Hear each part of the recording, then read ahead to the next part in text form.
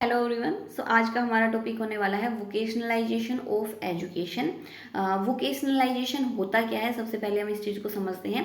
सो vocationalisation ऐसी चीज़ है like कुछ ऐसा या कुछ ऐसी स्किल्स या कुछ ऐसी प्रैक्टिकल नॉलेज हो किसी इंसान के पास जिससे वो अपना कमाई कर सके। कमाएगा, रुपए पैसे कमाएगा तो अपनी जो जीवन यापन है वो भी अच्छे से कर पाएगा। लाइक वोकेशनलाइजेशन जो नौकरी बेस के एक तरीके से जो अनएम्प्लॉयमेंट वाली चीज़ है उसको ख़त्म हो जाए और किसी को एम्प्लॉयमेंट दे सके। जो रोजगार है, एक तरीके से रोजगार दे सके, किसी को कुछ कमा सके उस चीज़ से। कमाएगा कैसे, कुछ प्रैक्टिकल स्किल्स होती है। लाइक एक तो हायर एजुकेशन तक कोई जाता है तो वो प्रोफेशनल हो जाता है वहाँ पे, उसके बाद प्रोफेशनल कोर्सेज करेगा, उस फील्ड में आ जाएगा। लाइक एमबीबीएस वगैरह हो गए, टीचर्स वगैरह हो गए, जो बीएड वगैरह के कोर्सेज होते हैं वो हो गए। और भी आप लगा सकते हो लाइक जो लो साइड में होते हैं, एलएलएम वगैरह हो गया, एलएलबी। तो ये हो गए professional courses. Vocationalisation courses like आप एग्रीकल्चर वगैरह से रिलेटेड आप प्रैक्टिकल नॉलेज दो किसी एक फील्ड में। किसी कोई स्किल है किसी के अंदर और स्किल को आप बहुत अच्छा करो, ओके। जिससे वो लाइक काम करके अपना जीवन यापन कर सके। लाइक जैसे अब आप देखोगे वोकेशनलाइजेशन आप हर चीज़ से रिलेट कर सकते हो। जैसे फ़ोन सही करने की रिपेयरमेंट की दुकानें होती है, या व्हीकल रिपेयरमेंट की दुकानें होती है, किसी को असेंबल करने की जो प्रक्रिया होती है उस चीज़ को भी सिखाना एक तरीके से ना, क्योंकि मशीन पार्ट्स को असेंबल करना भी एक काम है, उसके थ्रू भी लोग कमाते हैं। तो ये सारी चीज़ें ना वोकेशनलाइजेशन में कवर हो जाती है। एग्रीकल्चर वगैरह से रिलेटेड आप ज़्यादा लाइक ज़रूरी नहीं है कि आप जो अब तक पारंपरिक तरीके से खेती चलती आ रही थी वही करो, आप कुछ नया इनोवेटिव करो तो वो भी वोकेशनलाइजेशन में ऐड हो जाएगा। हॉर्टिकल्चर वगैरह आ जाता है, तो ये सारी चीज़ें आती हैं कि कुछ प्रोडक्टिव वर्क करना, कुछ प्रोडक्टिव सिखाना बच्चों को, वो होता है वोकेशनलाइजेशन। और उसको एजुकेशन में ऐड करेंगे तभी बेनिफिट होगा। सो पास्ट में इंडिया में क्या क्या एफर्ट हुए हैं वोकेशनलाइजेशन को लेके, हम इसकी बात करेंगे। ये कोई लाइक ऐसा एक्सप्लेन करने वाला टॉपिक नहीं है। हमारे इंडिया में क्या क्या एफर्ट हुए हैं कि ये जो कॉन्सेप्ट है वो लागू हो जाए और अनएम्प्लॉयमेंट वाली जो दिक्कत है वो ख़त्म हो जाए। तो ये जो वोकेशनलाइजेशन वाला कॉन्सेप्ट ना, ये बहुत पहले से चलता आया है। हमारा इंडिया आज़ाद भी नहीं हुआ था, उससे पहले से ही ब्रिटिशर्स जो थे उस टाइम से ही। सो उन्होंने भी बहुत कोशिश की थी कि जो अनएम्प्लॉयमेंट वाली दिक्कत है ना वो ख़त्म हो जाए। हालांकि वो उनके बेनिफिट के अकॉर्डिंग था कि वो क्या करना चाहते हैं, कैसे करना चाहते हैं। सो हम एक एक करके देखेंगे कि क्या क्या चीज़ें हुई थी। सो फर्स्ट आया था हंटर कमीशन। हंटर कमीशन कब आया था? 1882 में। 1883 में इसकी रिपोर्ट सबमिट की थी। उन्होंने भी ये बात की थी कि जो करिकुलम है हमारा प्राइमरी और सेकेंडरी स्कूल का, उसके साथ साथ ही हमें प्रैक्टिकल सब्जेक्ट है जैसे अकाउंट हो गया, elements of natural and physical science हो गया, और उनकी एप्लीकेशन किस में, एग्रीकल्चर में, वेल्थ एंड इंडस्ट्रियल आर्ट्स में, इनमें हमें करनी चाहिए। जिससे जो लाइक प्रैक्टिकल नॉलेज आए बच्चों, जो लोग हैं उनमें प्रैक्टिकल ज्ञान या नॉलेज ले सके वो, और अपने डे टू डे लाइफ में उसको यूज़ करके वो अर्न कर सके उन सब चीज़ों से।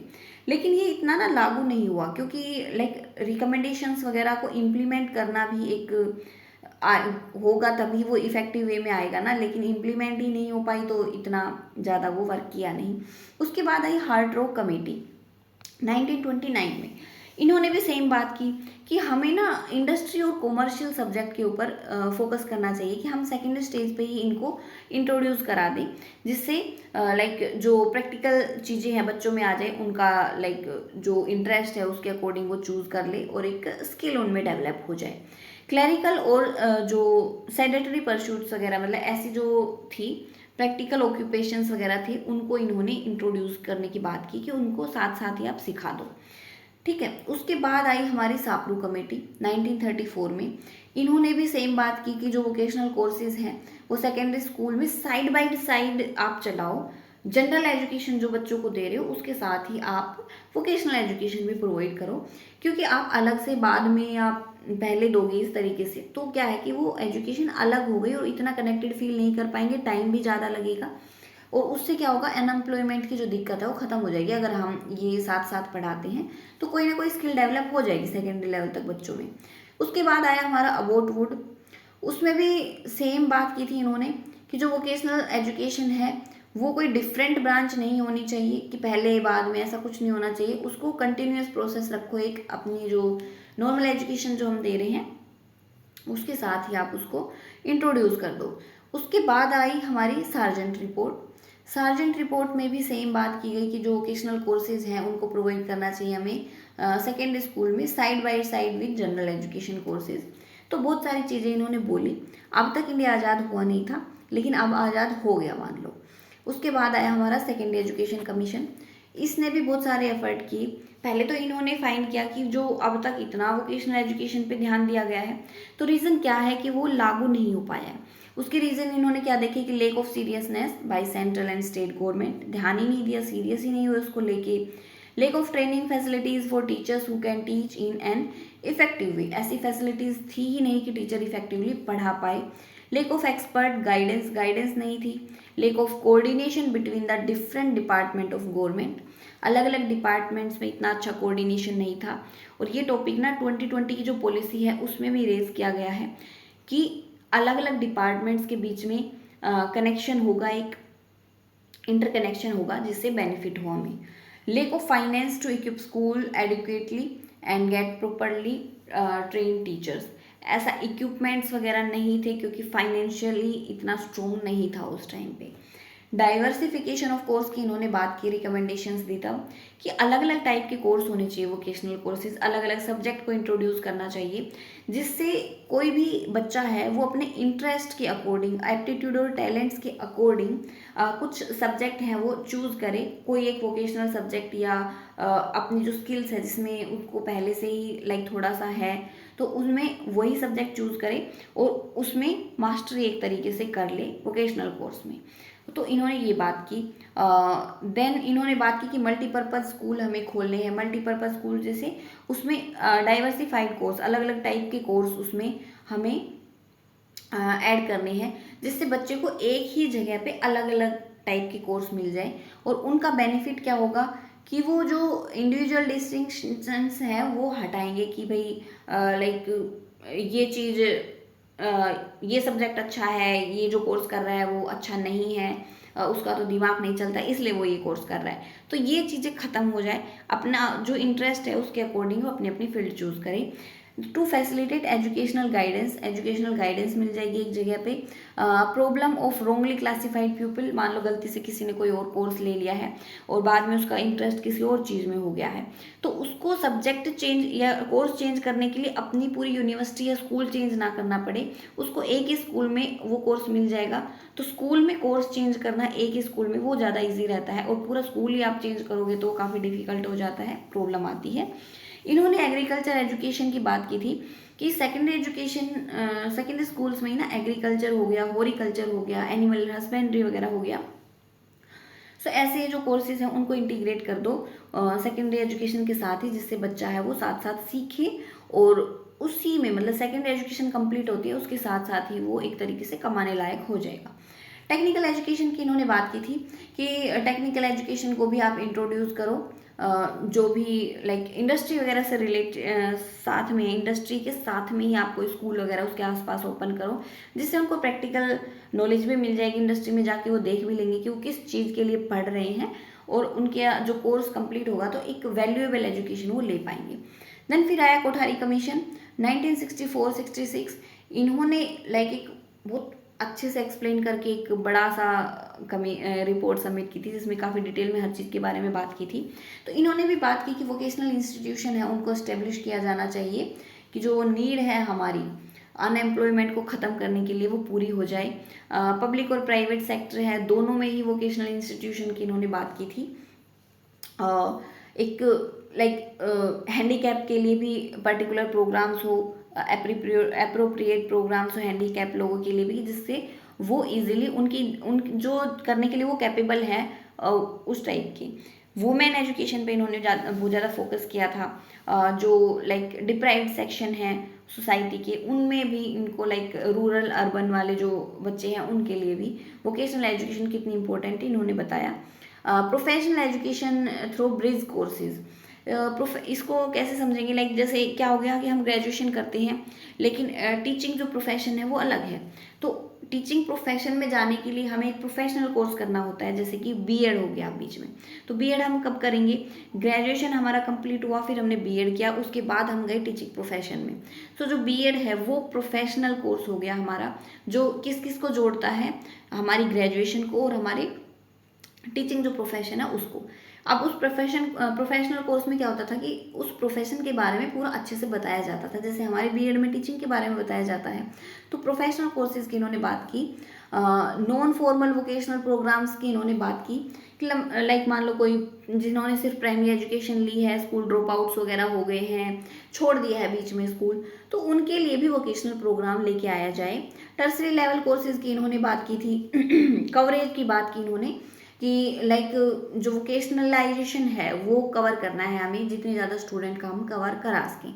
तो इन्होंने टारगेट तो रखा था कि 10% जो है हायर एजुकेशन के जो बच्चे हैं उनको करा देंगे हम, हायर सेकेंडरी स्कूल के जो स्टूडेंट हैं उनको 1990 तक, और 2000 तक 25% का टारगेट इन्होंने रखा था।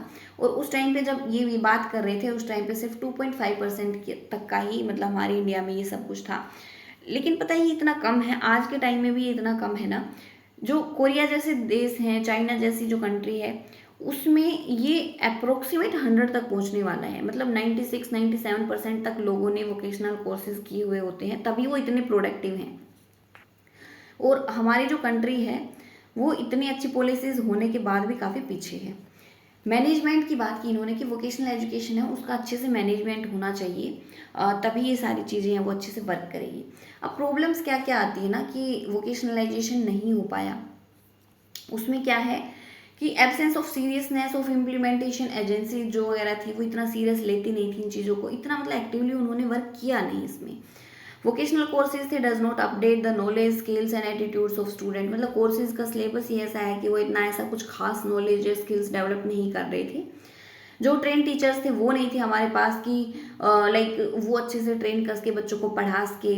रिसर्च की कमी थी यहाँ पे, जो इनएडुकेट रिसर्च फैसिलिटीज़, मतलब जो लाइक प्रोग्रेस कैसे करेगा वोकेशनल एजुकेशन जब हम अच्छे से रिसर्च ही नहीं करेंगे किस फील्ड में, उसके बारे में अच्छे से पता ही नहीं कर पाएंगे।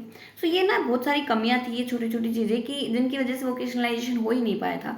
सजेशंस क्या क्या दिए थे इन्होंने कि जो वोकेशनल इंस्टीट्यूशन है वो सिर्फ ऐसा ना हो कि लाइक सिर्फ ड्रॉप आउट्स के लिए रह जाए या एजुकेशनली बैकवर्ड जो बच्चे हैं सिर्फ उसके लिए रह जाए, तो वो मेंटलिटी नहीं रहनी चाहिए, वो सबको कवर करे ऐसे होने चाहिए।